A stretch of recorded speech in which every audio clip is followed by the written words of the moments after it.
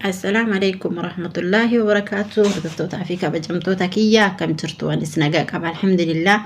هرّا أكاتا كراسة لبان فروما من كينا كيستي كيكي بريدة كان فكاتو إتين دلغن وإسيني تغرسي صفات أوچي نفارة ترى أسمان فيديو كيا كان لايك فولو شير كومبلين كنا أغوچو هندغتنا بليس أرومو حال ملالتني agartan kanaan buskuuta siiniyaa keekaa jira haala kanaan afannaa jechuudha. Haal mlaltanii amma agartan kanaanii nyaanni arabaan baay'ee nama hin dhibu hin yaaddayna ramadaan illee dhufaa jira waan ta'eef itti qophaayaa isiniin jechuu barbaadeeti baradhaa walaa barsiifnu walaa fayyannu warirraa fayyadamnu. Burcuqqoo afurii haliiba yookiin aanan jechuudha. Burcuqqoo tokko sukkaara, burcuqqoo wadakkaa duqeetii yookiin xahiin, burcuqqoo wadakkaa neeshaa yookiin harcee boqqolloo, maankaa tokko vaniilaa itti godhannee haala kanaani walitti miksii godhannaa jechuudha. Yookiin walitti dabalannaa burcuqqoo gimmaasha kakaawwee bodraa jechuudha.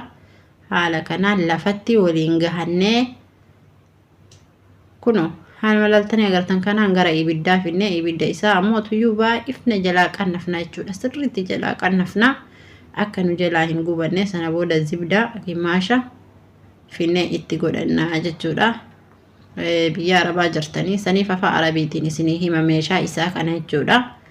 Kanaafuu itti fayyadama hin sodaatina jechuu barbaadeeti. Kuno haal malaltanii agartan kanaanii walitti ibidda irratti suuta ibidda jala qannaftanii bilcheessitanii sana booda buskuuta keenya ka dura afanne sanitti hinayne tallaajaa kaayannaa jechuudha. Haliiba burcuqqoo afuri ammallee jechuudha. Haal malaltanii agartan kanaanii sukkaara burcuqqoo tokko, duqeetii burcuqqoo gimmaasha, neeshaa yookiin harcee boqqolloo burcuqqoo gimmaasha, vaniilaa maankaa tokko jechuudha. Haala kanaa walitti dabalannaa jechuudha. Ammallee ibidda irra finnee keenya ibidda keenya jalaa sirriitti qannasnee jechuudha. Kun haal malaltanii agartan kanaan ammallee zibdaa itti godhannaa jechuudha. Homa duratti itti goonesan jechuudha. Kun haala kanaan bilcheessinaa jechuudha. Ibidda irratti ibidda jalaa qannasnee sana booda finnee akkanatti itti nannaa jechuudha biskuuta keenyatti.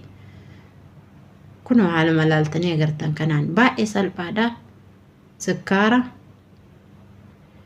neeshaa yookiin harcee boqqolloo, kakaawwee, maankaa takka takka jechuudha.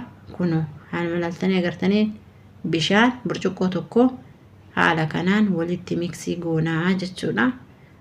Sana booda ibidda irra kaawwannee haala kanaan wal seensifannaa jechuudha. Sirriitti zibdaa akkuma duratti sanii zibdaa itti godhanna kanatti illee jechuudha.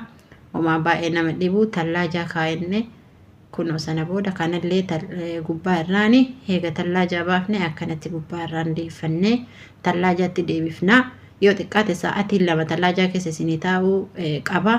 Kuno keekiin keenya ga'ee jira. Maashaallah tabaarakallaa jechuun nagatinaa galatoomaa horaa bulaa baay'ee.